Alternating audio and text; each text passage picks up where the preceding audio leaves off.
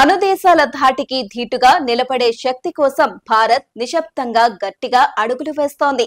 ఇరాన్లో అమెరికా చేసిన bunker buster దాడులు ప్రపంచాన్ని నిశ్శబ్దం చేశాయి. ఇప్పుడు భారత్ అదే తరహా అత్యాధునిక ఆయుధ శక్తిని తన బాహుబలిగా తయారు చేస్తోంది. ఇరాన్లోని ఫోర్డో యురేనియం శుద్ధి కేంద్రంపై అమెరికా B-2 స్టెల్త్ బాంబర్లతో జారవిడిచిన బంకర్ బస్టర్ బాంబులు నేలలోకి 100 మీటర్ల లోతుకు చొచ్చుకుపోయి పేలిన ప్రతాపాన్ని చూశాం. ఇప్పుడు భారత రక్షణ పరిశోధన సంస్థ DRDO ఈ తరహా బాంబులను అగ్ని-5 ఖండాంతర క్షిపణితో ప్రయోగించేందుకు రంగం సిద్ధం చేస్తోంది. భవిష్యత్తులో శత్రువు భూగర్భంలో దాక్కున్నా భారత్ చేతికి దొరకకుండా ఉండదు. DRDO బాహుబలి ప్రాజెక్టులో భాగంగా అగ్ని-5కు బంకర్ బస్టర్ బాంబులు మోసే సామర్థ్యం అందించేందుకు మార్పులు చేపట్టింది. ఈ బాంబులు 2 వేరియంట్లలో వస్తున్నాయి. ఒకటి భూతల లక్ష్యాలను నాశనం చేయడానికి, మరొకటి భూగర్భ కట్టడాలను ఛిద్రం చేసి పేలడానికి. ఇవి MAC 8 నుంచి MAC 20 వేగంతో లక్ష్యాన్ని ఛేదిస్తాయి. అంటే శబ్ద వేగానికి 20 రెట్లు. ఇది కేవలం టెక్నాలజీ కాదు.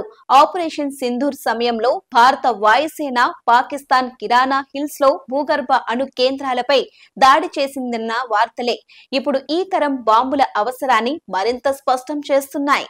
అమెరికా ఈ తరహా బాంబులను B-2 స్టెల్త్ బాంబర్ల ద్వారా మాత్రమే మోస్తుంది. ఒక్కో బాంబర్ ఖరీదు 8,000 కోట్లకు పైగా. కానీ భారత్ అంత ఖర్చు లేకుండానే అదే శక్తిని మిసైల్స్ ద్వారానే లక్ష్యాన్ని చేరుస్తోంది. భూగర్భ ఆయుధగారాలు, కమాండ్ కంట్రోల్ కేంద్రాలు, శత్రు క్షిపణి నిల్వలు ఇవన్నీ నేల లోపల దాగి ఉంటాయి. సైనిక బలగాలను నియంత్రించే కేంద్రాలను తొలగిస్తే యుద్ధం ముందే గెలిచినట్లే. అందుకే బంకర్ బస్టర్ ఆయుధం సైనిక వ్యూహాల్లో కీలకం.